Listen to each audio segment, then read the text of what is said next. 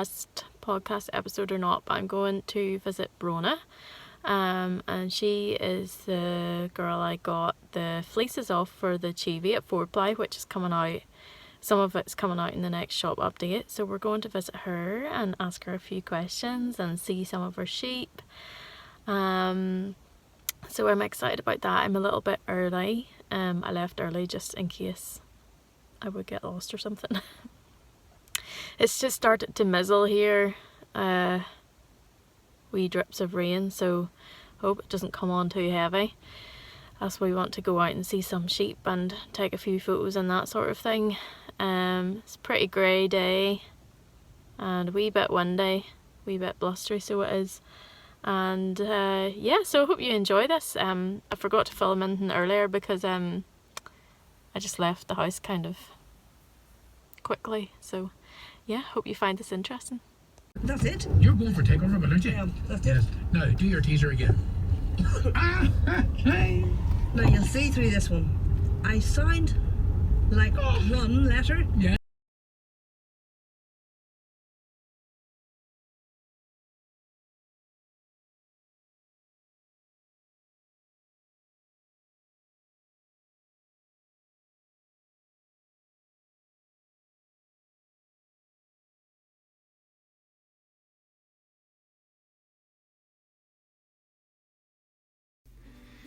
So here we're just walking up the lane to go and visit Bronagh's current flock of sheep, which is 6 little Hebridean sheep and a flock of mules. Someone asked me once, what's a mule? Is that like a donkey or a horse or something? But no, the mule is a black-faced sheep, Scottish black-faced sheep, crossed with the blue-faced Leicester. So Bronagh has quite a big flock of these, and she has another one in a different field, but in this field they're kind of all mixed in, and they seem to keep fairly separate, apart from one mule who has taken a like to her new Hebridean friends. They have a massive field, a really nice field to roam about in, and the mule sheep are very friendly and they will come right up to you and you can stand in amongst them, as you'll see in a moment.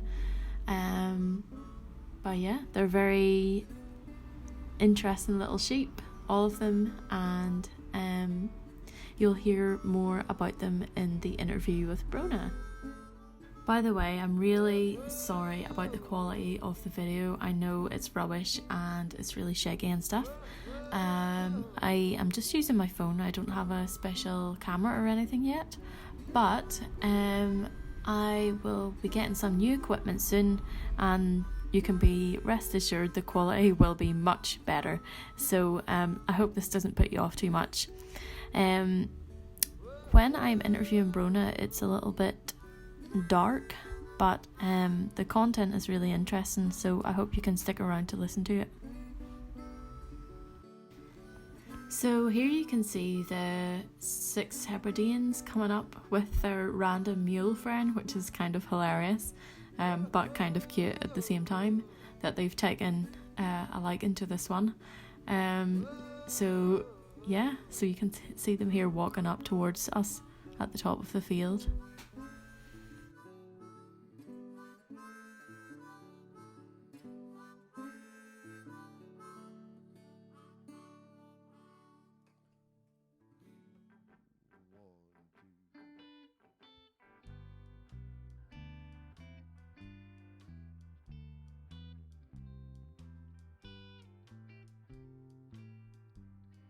Look around you, look down the bar from you, lonely faces that you see. Are you sure this is where you wanna be? Well, these are your friends, but are they real friends? Do they love you?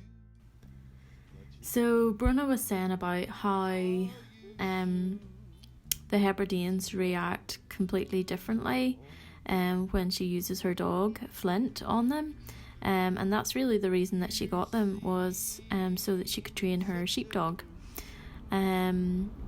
because she was telling me that all sheep react differently, obviously depending on the breed and what they're used to. So that was really interesting to find out, and she talks a little bit more about that later on. Well, look around you. Take a good look. Just between you and me. Are you sure this is where you wanna be?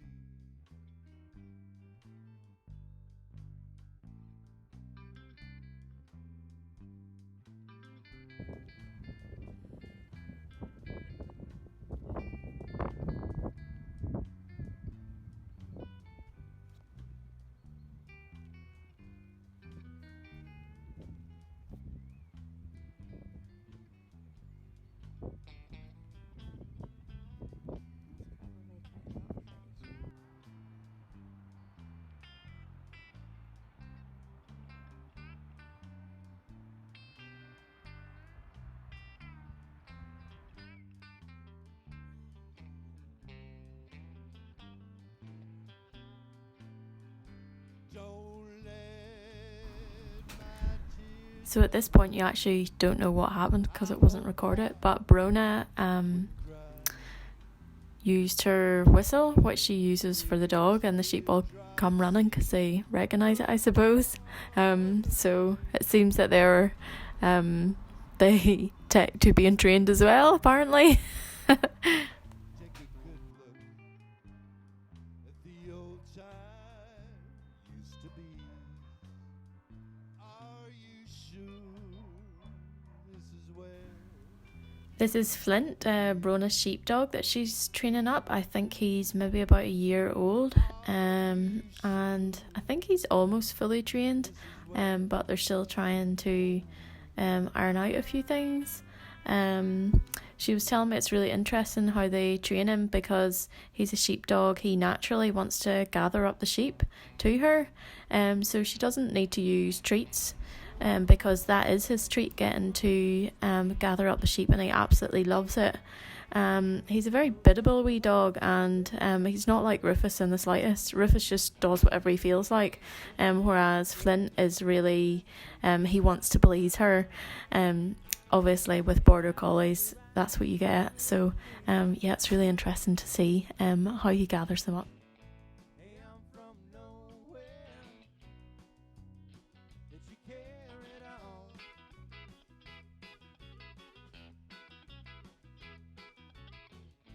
Ain't got no road map for this trip.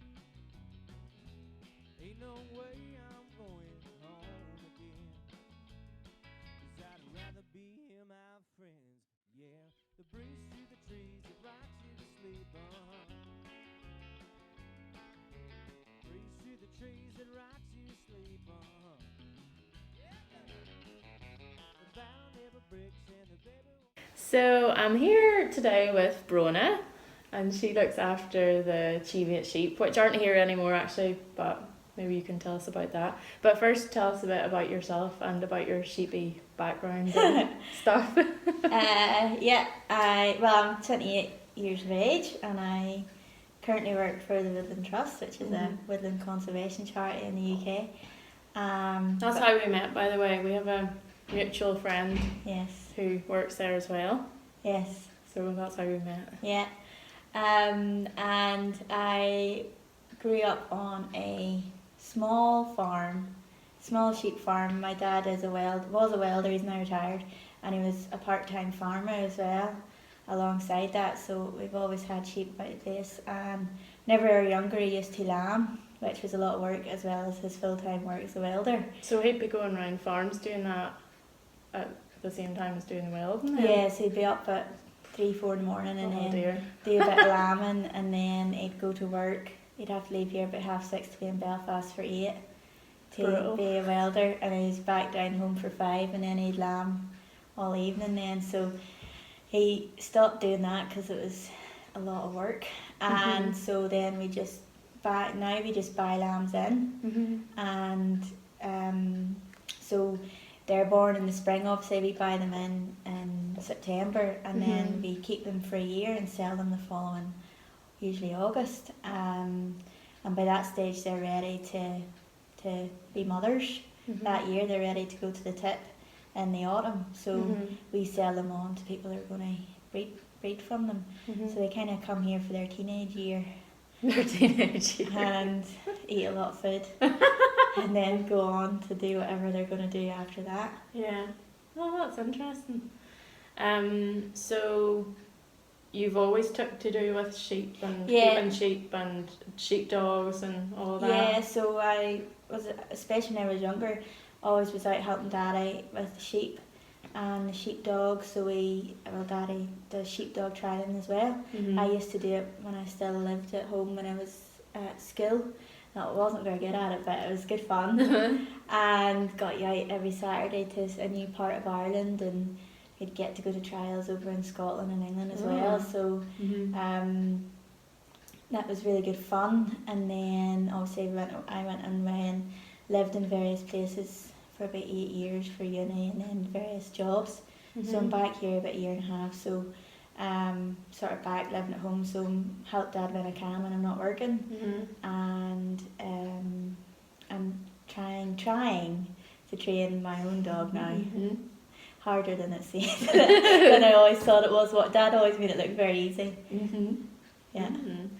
So the Cheviots are gone now, but could you tell us a bit about them and what they were like to have, and what was their temperament, and tell us a bit about their characteristics and their wool or whatever? Yeah, well, it was the first time we had Cheviots, so they were Wicklow Cheviots. You get a whole pile of different kinds of Cheviots. You can get Laird Cheviots and North Country Cheviots, South Country Cheviots.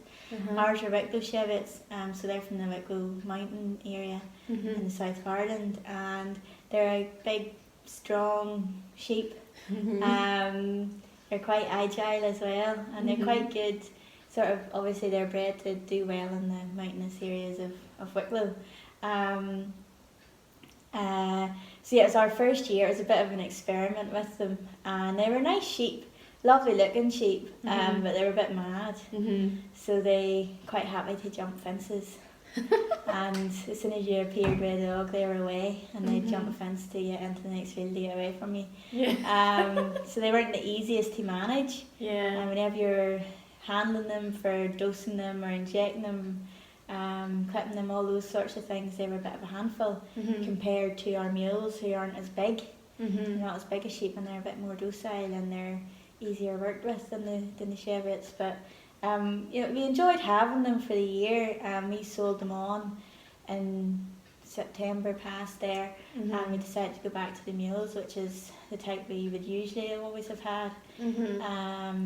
And someone was asking me once before, because I had some mule in one of my yarn bases, and they were like, what is that? Is that like from a donkey or something? Alright, yeah. So yeah, mules. So a mule is a crossbreed sheep really, so it's from Blackface Yoe and a Blue Leicester tip. Well, that's the type of mule we have. You can have different types of mules. But the mules that we would have is a cross between your black-faced hill sheep from Scotland and then your Blue Leicesters.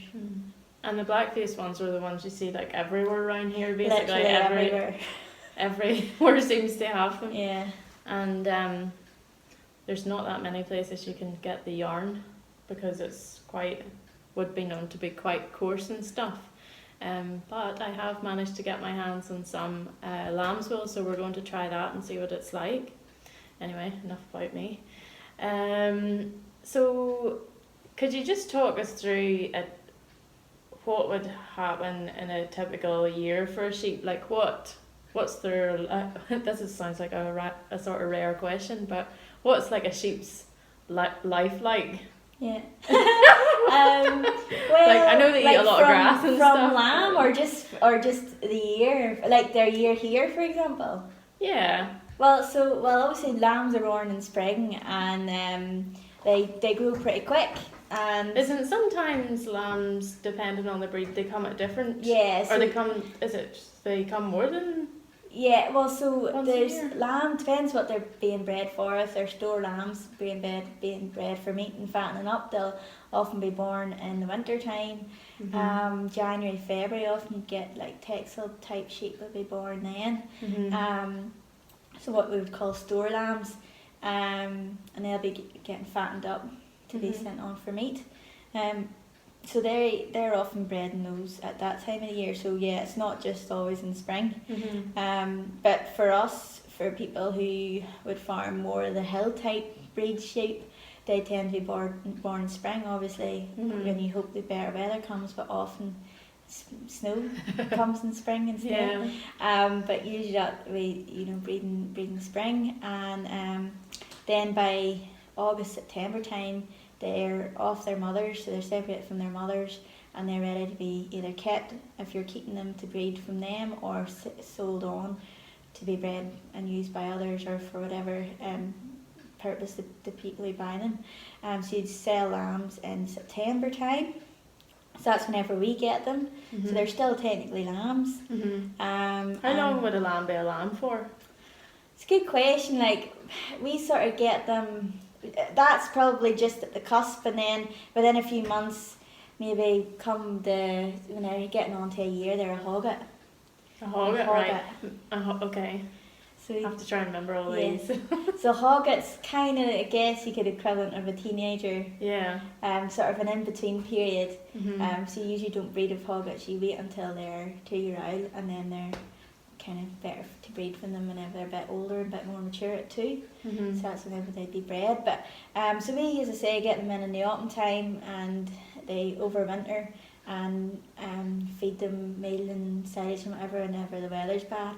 And then come the spring, we're starting to get geared up for selling. So they will get clipped Mhm. late spring, Mhm. early summer. Tell us more about that. Yeah. As knitters are kind of interested Yeah. in this type of thing. Yeah, yeah, it's important. So somebody comes round and... Yeah, so I think I put him in touch with you, as a guy got in touch with you. Oh, Finn! Finn, Yes. yeah. Uh-huh. So Yes, that's right. So in the summertime, you get boys, and they have their mobile clipper stations, and they drive around the country basically, calling into people's farms and clipping all their sheep. And you could have people over from Australia, New Zealand. The clippers could come over from there and be helping the local boys, and then a lot of the local clippers will be out clipping in New Zealand and Australia, because they're clipping at the opposite time of the year, obviously. Oh, yes, I So suppose. they could be clipping all year round. Mhm. So up here, and our job is essentially get all the sheep in to the sheds, and then You have to do it when it's dry, don't you? preferably, yeah, there's no point in doing it when it's wet. Yeah. And then sheep are in the sheds, and we will put them into the crush, and then the clippers are able to get at them and clip them, and then we would sort out the wool and put the wool into the bags and all that kind of thing. But it's amazing, the clippers, how good a job they do. Mhm. Like, they rarely ever nick them. Mhm. They're very, very professional, very, very quick, so it's Mhm. over very, very quickly for the sheep. It's not that big an Mhm. ordeal for them, and it's really important for them for health as well, because Mhm. especially with the summers being more and more warm, Mhm. there's more and more chance of them getting fly strike. It's something that maybe back in, a couple of decades ago wouldn't been very common up in the cooler, hillier areas. But Mhm. because it's getting warmer, they can get fly strike. It's whenever flies lay their eggs in sheep's wool, and they turn into maggots and can actually eat away at the sheep's Mhm. skin. That's a really, really bad thing, obviously, Mhm. for sheep's health. So it is really important to clip the sheep in the summer for that reason. So that's why Mhm. you hear about people clipping their sheep, and they don't make any money from it because the wool isn't used. It's Mhm. nearly costing them to Yeah, get it clipped, uh-huh. to pay. But they have to do it anyway. But There's they no, have to do it yeah. for the sheep's Mhm. health. You can't leave it. And we might as well use it when it's... Exactly. So that's why it's nice to know someone who we can give it to that's going to actually use it. So Uh-huh. that's Mhm. what we would do. So we clip them in the summer, and then they're kind of getting ready to to be sold in the autumn again. That's the sort of cycle. Mhm. And then by then they're 2-year-olds, so they're being sold to lamb, and whenever whoever buys them will put them out with a tip as soon as they're bought, because the tip goes out with the ewes in the autumn time if you're having lambs in the spring. And then that's their life for the next, could be 5, 6, 7 years having lambs. Very interesting. So what else could we? Oh yeah, the sheepdog. So that's all very interesting about the sheep. But obviously you've got a big interest in sheepdog trialing and stuff like that. So could you tell us a bit about that and how you got into that and what happens? Like how do you train the dog and how do you go to like a trial and? Yeah, well, I don't know. Well, no, basically my dad's always done sheepdog trialing, and my cousin does sheepdog trialing, my uncle does as well.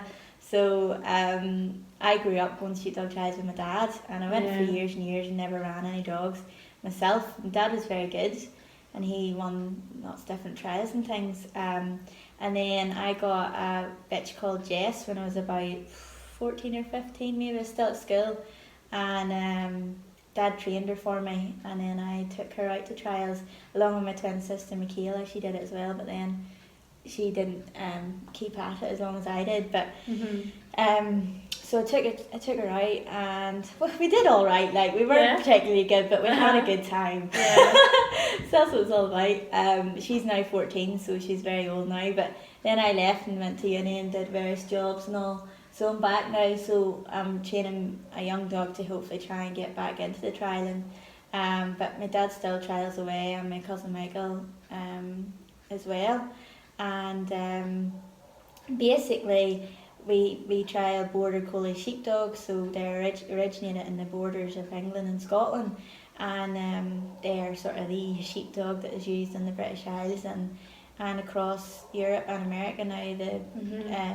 Actually all over the world, the sheepdog trialing has become a big thing. So it's, there's world sheepdog trials where you could have 20 odd countries taking part and competing against each other at sheepdog trialing. So there's 3 different fields going at one time, and there's people from all over the world running their dogs. So it's kind of big business now in that world. And then but the dogs really have a natural ability to hunt sheep anyway. It's naturally in them. So you'll get a pup and it will often actually want to hunt sheep and chase sheep.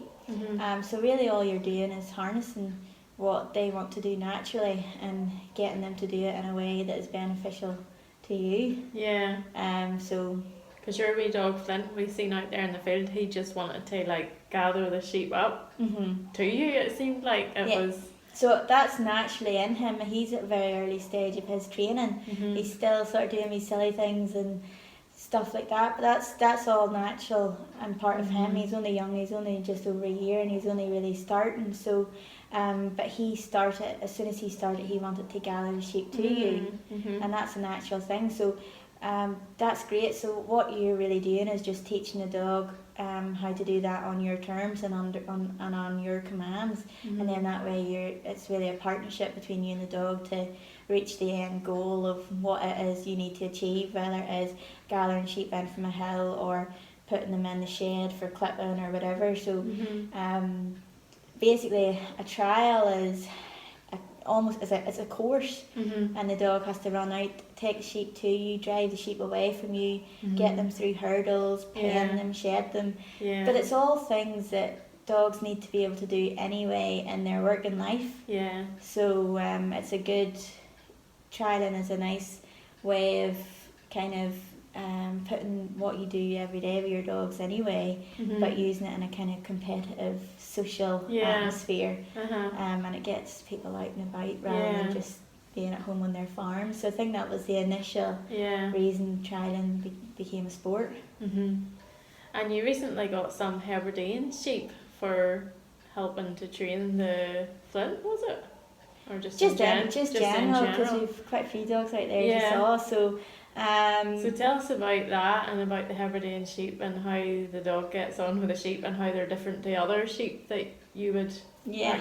practice with. Well, so I think we've become very experimental over the last couple of years with our Cheviots last year and our Hebrideans this year. We've only 6 Hebrideans, but we got them as trainers for the sheepdogs because we heard that they were really good, and we got them off a guy who we know who does sheepdog training, and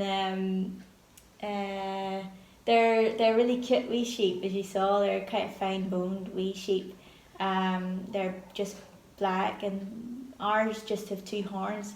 Ours are all yos, but some Hebrideans can have 4 horns, and they're quite impressive. But we got them for training dogs because they are very fit wee sheep, and they'll just run all day, so they don't get tired. They're quite flighty, so the mules that we have at the minute, they're not particularly flighty.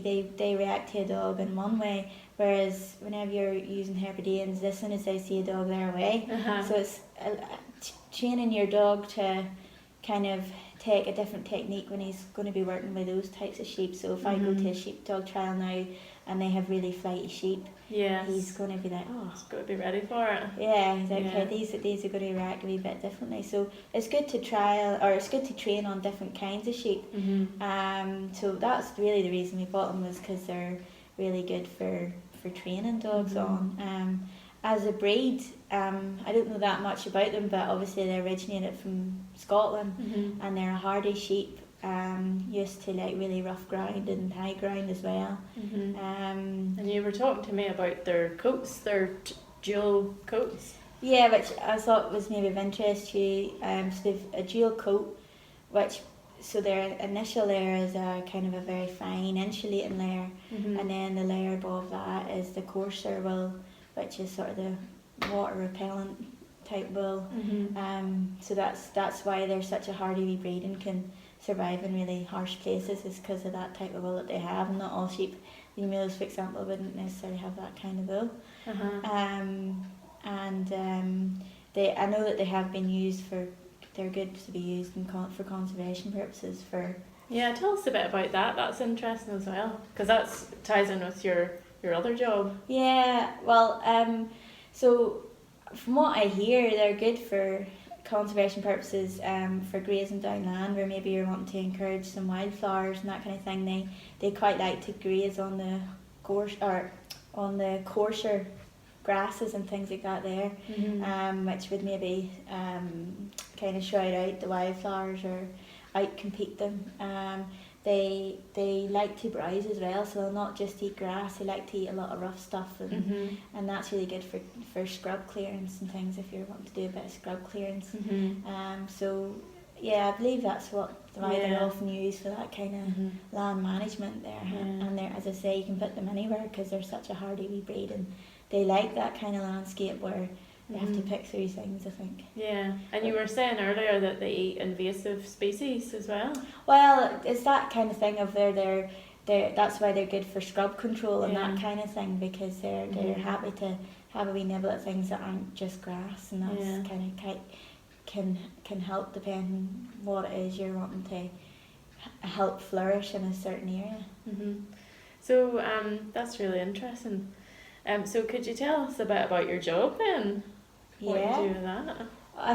Yeah, well, as I say, it's for the Woodland Trust, so I'm a project officer, and we have a project in the Faughan Valley, which is 6 miles outside Derry, if everyone knows it.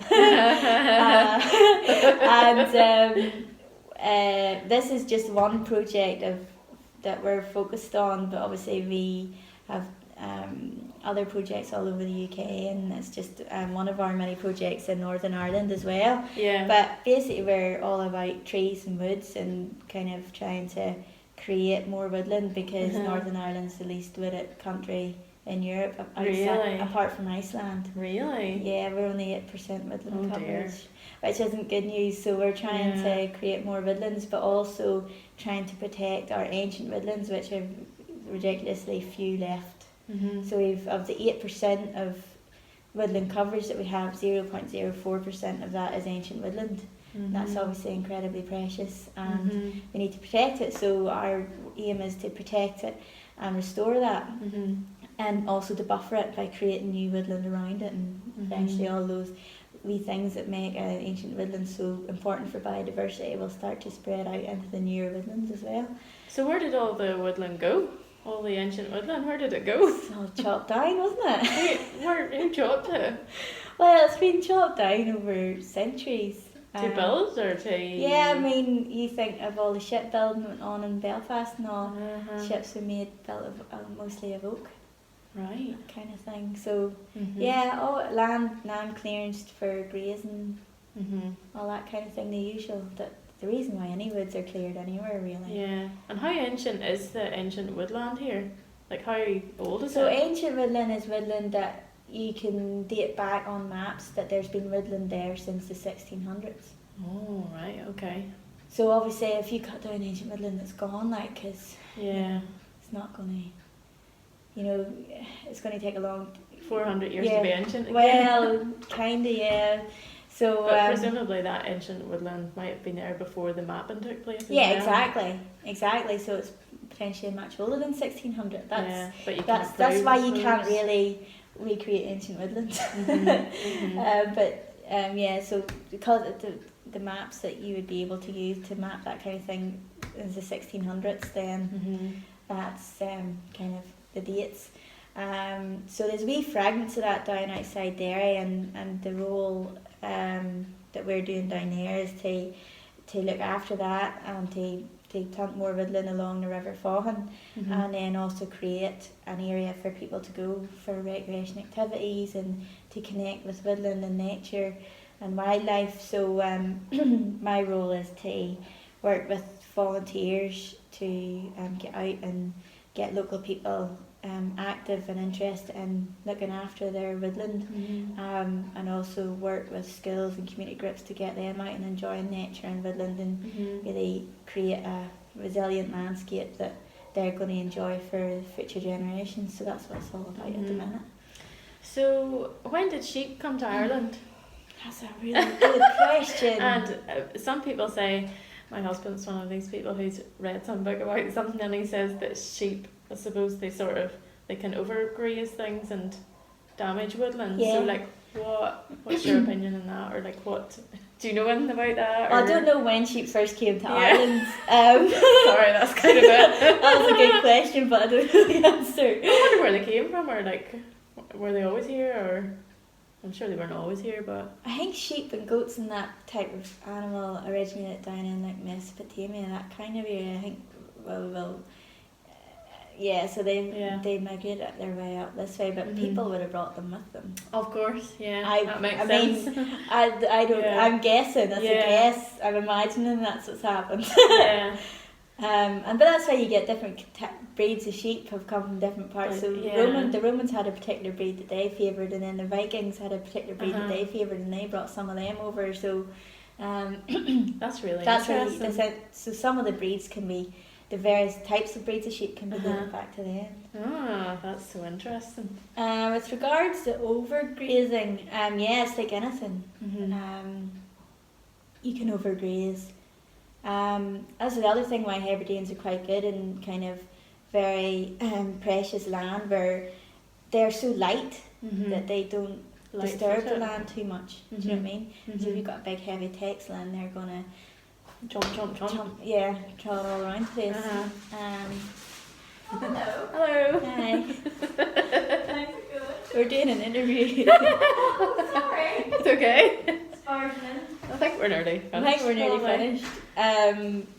But yeah, so everything, that's why you should only have a certain amount of sheep on a certain type of land, and if you're on rougher, hillier ground, you're going to have less type of sheep on that than you are on a really good fertile sheep field that's used for grazing. So it all has to be kind of managed appropriately. There's some ground where you don't want to be grazing sheep on at all, so it just depends what your ground is, and you have to try and manage it responsibly. Yeah, okay. Well, thanks very much for that. That was all really interesting. So I hope you all find it interesting when you watch this. And you can leave us comments below if you want to give your opinion on anything. We'd be interested to hear. So thanks very much, Bronagh. Thanks, Emma. I just gave her some of the wool from her sheep.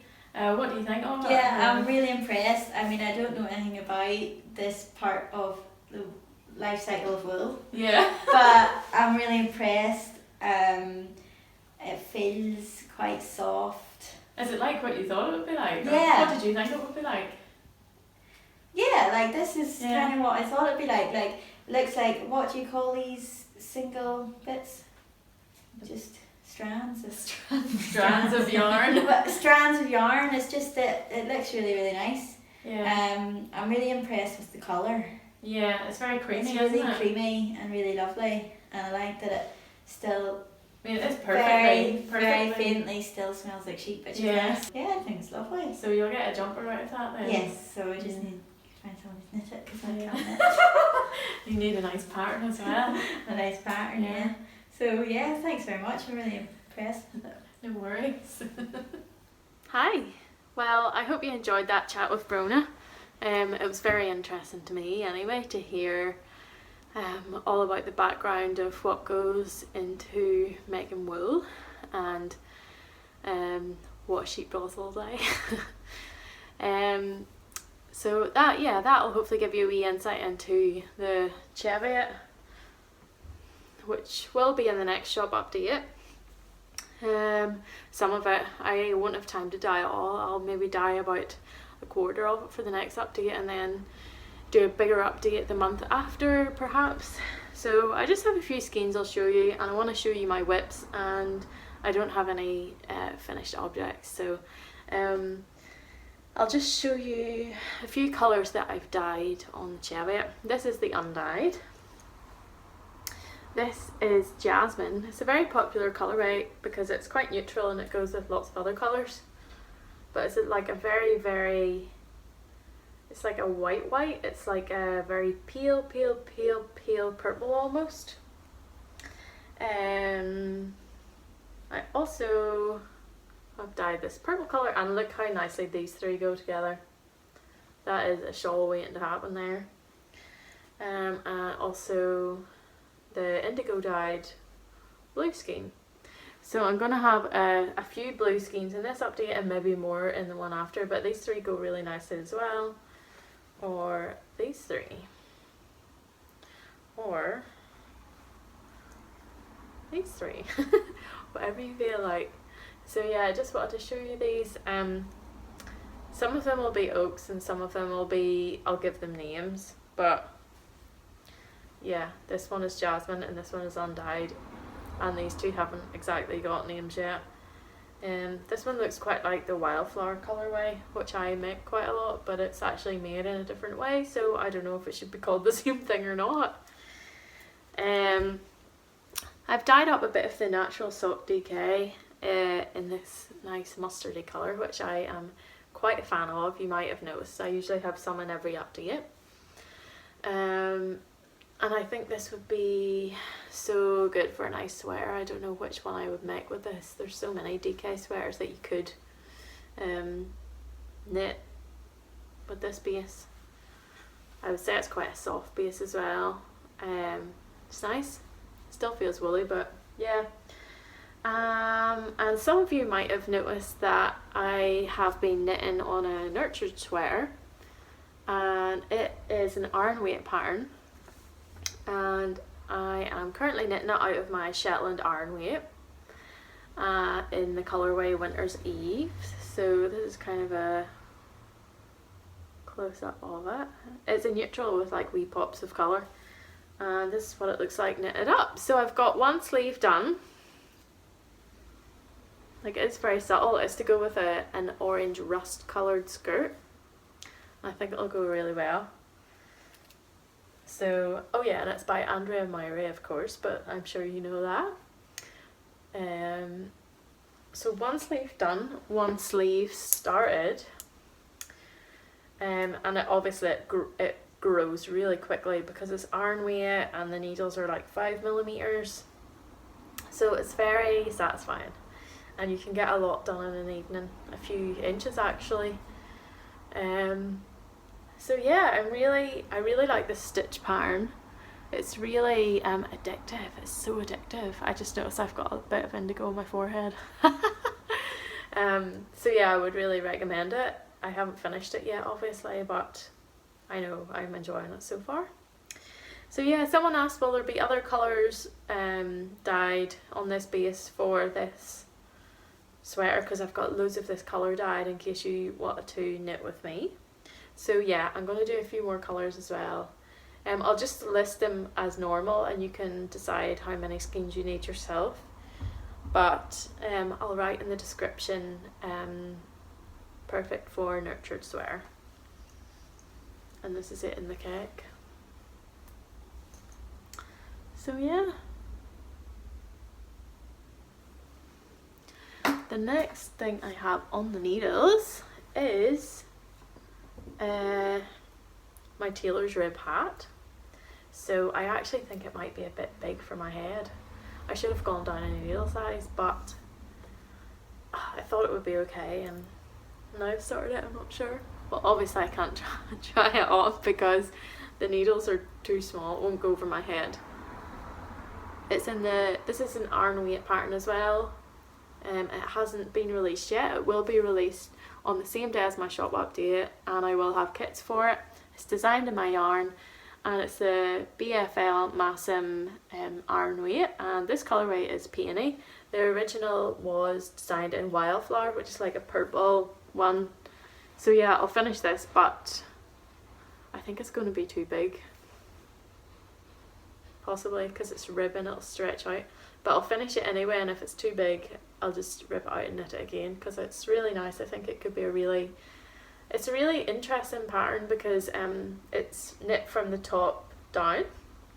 It's got this really nice shaping at the top, which is nice and round, so it would fit really snugly on your head, I think, if I could get it on. And also Albina has done some very clever, look at that, it's lovely, isn't it? She has done some very clever things to stop it will have a turn up here, but she's designed it so that it won't splay here. So you know, sometimes with basic hats they would splay after a while after you've been wearing them. Well, this one is supposed to not do that. I think it takes 2 skeins for the adult size of the pattern, but also you'll have enough left to knit a small one if you know a small person in your life that would like one. So that's the tailor's rib hat. I don't think I showed this in the last podcast. I have finished the body of my SCÉAL grass sweater. It's all curling up here so you can't really see what it's like, but yeah, so I just have to knit the sleeves, and then if I'm going to do any modifications on the neckline, I have to do that as well. This is another pattern by Albina McLaughlin, LB HANDKNITS. So, and this is knit in my Jacob's 4-ply, which I feel kind of bad telling you about because it's pretty much all gone. So yeah, but so far I've used 2 skeins, I think. I'll probably need another one for the sleeves, I imagine. But yeah, I'm very pleased with it so far. So yeah, that's what's on my needles. Any other crack with me that I have to tell you about?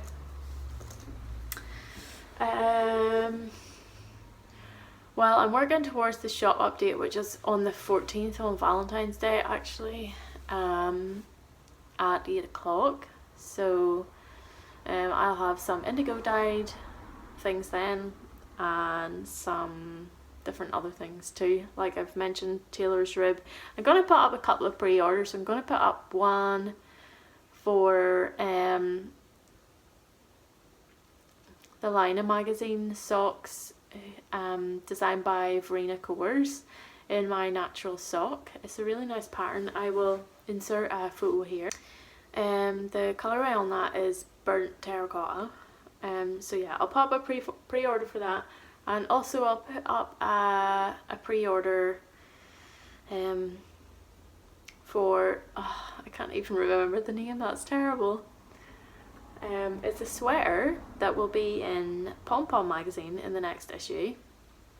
Designed by, I'll put it below and the name of it. And it's designed in my BFL Massim 4-ply in the colourway Night Swimming. So I'll put up a pre-order for that too, and you can just put in however many skeins you want. I'll put up the measurements and you can decide yourself how many you need. And I'm going to put up the clubs as well. I haven't managed to get them up yet, so I'm kind of, everything's behind schedule. The theme for the next Dystopia Novels Club is Man in the High Castle, so I am about to start reading it. So yeah, last month was 1984, and this coming month will be Man in the High Castle. And for the, it's coming to me, the other club, the North Atlantic Islands Club, the next island we will be looking at is the Isle of Jura, which is a Scottish island that has a distillery on it actually, and it's actually the island that George Orwell wrote in 1984 the book on. He had a house on the island, on a way on up the island that's in the middle of nowhere. It's very intriguing, kind of mysterious island. I've been there a few times and there's hardly any people lives on it. It's really interesting. But there's a few mountains that are good to climb, and there's whirlpools and stuff off the island, which I don't think I've seen, but some relatives of mine have went right up past Orwell's house. That's the furthest that I've walked on the island. But you can go way past that, and I think there's like a bothy and stuff you can stay in. So it's a really intriguing island, and it has a lot of like mystery surrounding it, and I thought it would be a good one to do. I'll try and find some footage of what it's like, or some photographs or something, and stick them in here. But yeah, you seem to like the last North Atlantic Islands Club, so hopefully you enjoy this one. So yeah, so that's all the crack with me. What else am I doing? I think that might be it. Nothing else fresh, I don't think. Yeah, I think that's everything. So I'm going to just wrap this up, and I hope you enjoyed the podcast today. It was certainly an interesting one for me, and I will see you soon.